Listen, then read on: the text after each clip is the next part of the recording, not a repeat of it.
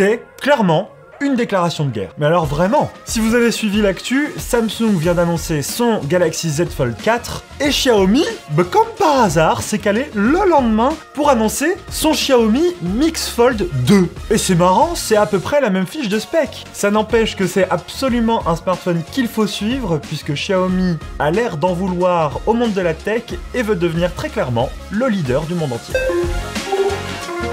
Pour revenir au Mix Fold 2, on est vraiment sur un smartphone qui est très solide en termes de fonctionnalité et de spec. Déjà, quand le smartphone est ouvert, on a un écran de 8,02 pouces, donc clairement on est un peu plus grand que le Fold 4, et l'écran externe c'est du 21/9, on est aussi dans un format allongé comme Samsung le fait. Le truc où Xiaomi va faire mal à Samsung, c'est la pliure.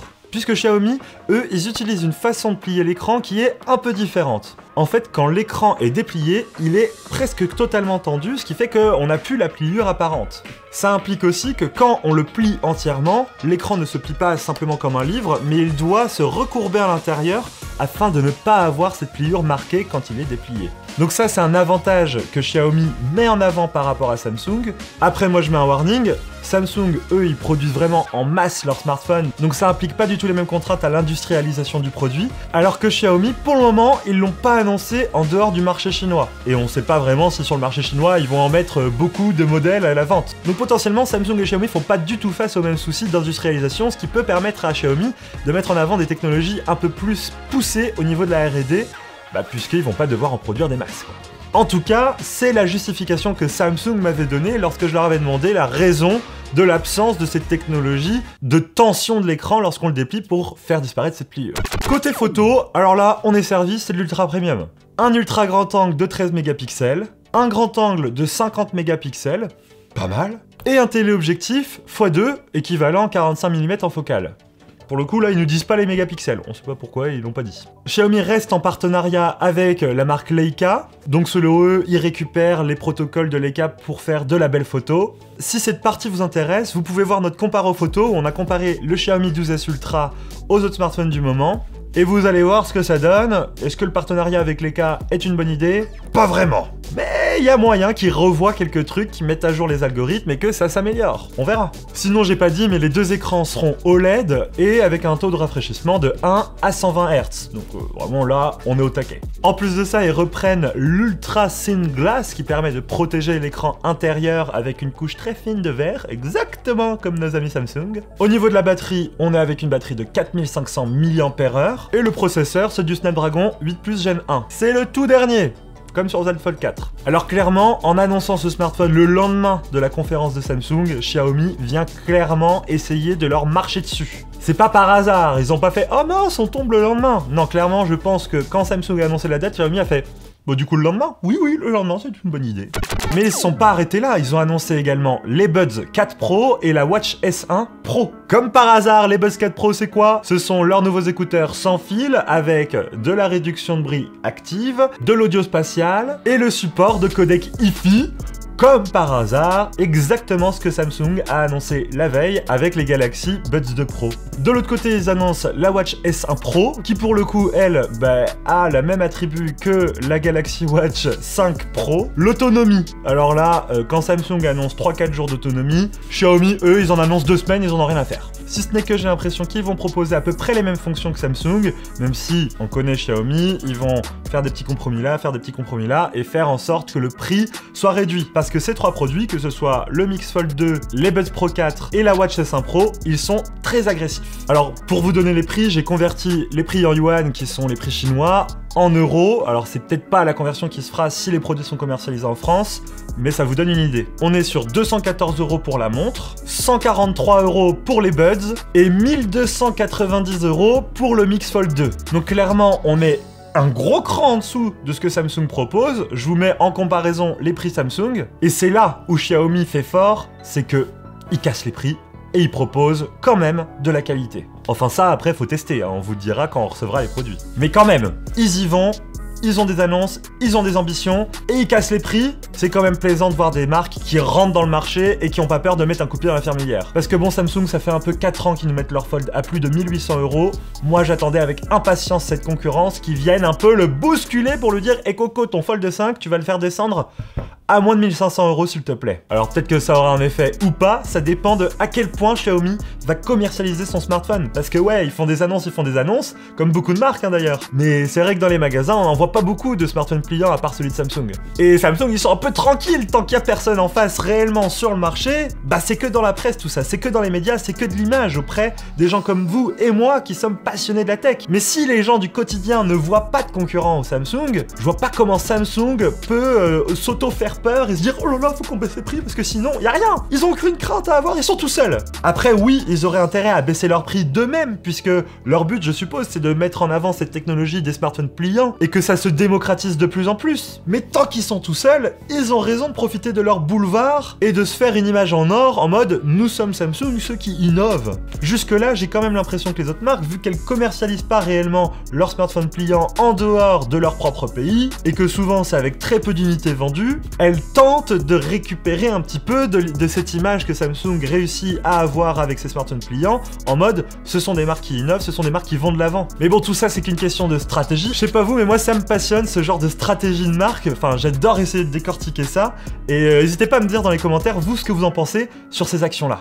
Bon, sinon à côté de ça, Xiaomi a annoncé d'autres produits et là, clairement, on est, comme je vous l'ai dit au début de la vidéo, sur une déclaration de guerre au monde de la tech en entier. Xiaomi veut devenir Apple pour l'iPad avec la Xiaomi Pad 5 Pro, une énorme batterie de 10 000 mAh qui se recharge à 67 watts avec un port USB 3.2 Gen 1, donc on est sur du très rapide, un capteur photo à l'arrière qui est de 50 mégapixels et en selfie 20 mégapixels pour les visios. On sera au top.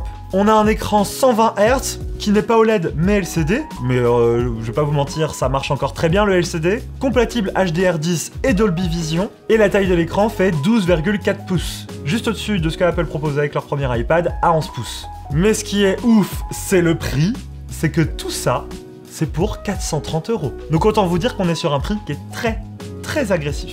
J'attends encore de tester ce produit parce que bah, forcément les promesses c'est bien beau, mais on espère que tout ça se concrétise dans la main, puisque cette tablette on sait pas si elle sortira en France, ils nous le diront peut-être plus tard. Après, si les tablettes Xiaomi ça vous intéresse, vous avez toujours la Xiaomi Pad 5 qui est disponible déjà en France. Et c'est une très bonne tablette, on l'a noté 8 sur 10. Vous pouvez foncer. Sinon, à côté de ça, dans un autre contexte, ils ont annoncé une voiture. Quand ils s'attaquent pas à Samsung, qu'ils s'attaquent pas à Apple, bah ils s'attaquent à Tesla, tant qu'à faire, autant aller plus loin, hein. Alors là, on est sur une ambition assez folle, ils l'ont dit, nous voulons devenir les leaders dans le marché de l'automobile électrique. Ils ont quand même une belle montagne à gravir avant, mais ils se sont quand même donné un objectif très raisonnable, vous allez voir, de 2024. J'en peux plus. Xiaomi, ils font des dingueries. Bon, l'objectif, on sait pas s'ils vont le tenir, mais c'est vraiment pour dire à tout le monde, les cocos, on a dépensé des centaines de millions d'euros, c'est pas pour rien, c'est vraiment pour essayer d'exploser Tesla. En réalité, on sait pas grand chose de cette voiture, on sait surtout qu'il y a 500 salariés qui travaillent dessus, qu'ils comptent investir 10 milliards d'euros sur ce projet, dont 500 millions uniquement pour développer l'autopilote. Et c'est pas que des fioritures, parce qu'il y a déjà 140 modèles qui ont été produits et qui sont en test à travers la Chine. Donc cette ambition de devenir le Tesla chinois, bon, bah, c'est pas impossible, mais ils ont quand même pas mal de concurrents en Chine, va falloir se battre. Mais bon, tout ça, ça reste encore de l'ordre du projet, puisque bah, on n'a toujours pas réellement des voitures issues de production de masse. Ça viendra d'ici 2024 et on a hâte de voir les premiers prototypes, etc. parce qu'on est certain qu'ils vont communiquer dessus. C'est évident avec un tel projet, voilà. Mais faut s'y attendre, l'automobile, ça va être un gros marché pour les marques tech, vous allez voir, je pense que va y avoir du mouvement dans les prochaines années. Autre annonce de Xiaomi qui est un peu folklorique, c'est le robot Cyber One. Xiaomi avait déjà annoncé le CyberDog qui était un chien robot qui ressemblait beaucoup à ce que Boston Dynamics font déjà. Et bien là, ils ont annoncé un robot humanoïde type bipède et donc qui marche sur ses deux jambes de manière totalement naturelle. Un peu effrayant, si je le croise dans la rue celui-ci, j'ai peur qu'il me tire dessus. Mais bon, il fait la taille d'un humain, 1m77 pour 55 kg. Il est doté de plein de capteurs qui servent une intelligence artificielle qui est censée reconnaître les émotions de l'humain qu'il a en face de lui communiquer des choses, etc. etc. Et avec ses mains, il peut porter des choses et donc les ramener, les emmener, etc. Donc potentiellement on peut le faire travailler. Pour le moment, il a juste ramené une rose sur la scène de la conférence de Xiaomi.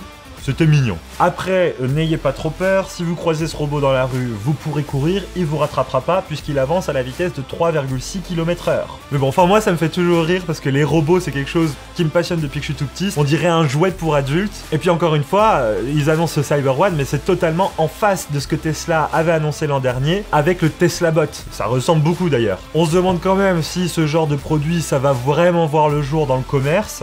Mais le PDG de Xiaomi a quand même dit qu'il comptait beaucoup investir dans ces technologies parce qu'il y croyait. Après bon, là pour le moment, ils nous ont pas vraiment parlé d'usage, ils nous ont plus parlé de prouesses technologiques, ce qui est certainement très vrai. Pour moi, c'est pas vraiment le but d'en vendre ou quoi, le but pour moi c'est de positionner Xiaomi comme une marque leaduse en tech, qui est dans l'innovation et qui va de l'avant. Donc je le répète, Xiaomi déclare la guerre à toutes les marques tech en disant, déjà de 1 Samsung, on se met le lendemain, on annonce un smartphone qui est potentiellement mieux que le vôtre puisqu'on a amélioré 2-3 trucs qui manquaient. On annonce les Buds, on annonce les Watch, une tablette, une voiture et un robot. On couvre quasiment la totalité du marché tech qui est nécessaire, sauf l'électroménager, mais les Xiaomi ils ont déjà pas mal de choses en électroménager qui sont déjà super avancées à des prix très agressifs. Donc bon, là... moi, je tremblerais un peu si j'étais une marque tech en face. Dans tous les cas, je suis certain qu'ils vont montrer ces produits-là dans des grands salons. Par exemple, il y a l'IFA qui arrive début septembre. Ça tombe bien, on y sera. Et donc, je suppose qu'on pourra découvrir ces produits et peut-être vous en faire une vidéo pour vous expliquer ce que réellement ça donne, quoi.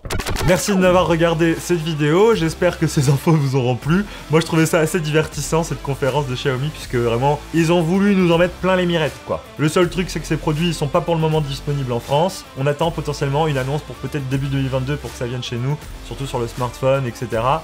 Rien n'est sûr, on verra. Dites-moi en tout cas ce que vous pensez de cette stratégie de Xiaomi. C'est pas la première fois qu'ils font ça, hein, mais bon, c'est une vraie stratégie. Retrouvez-nous sur tous les réseaux sociaux, Instagram, TikTok, Twitter et j'en passe. Vive la technologie, vive Xiaomi, et à très bientôt.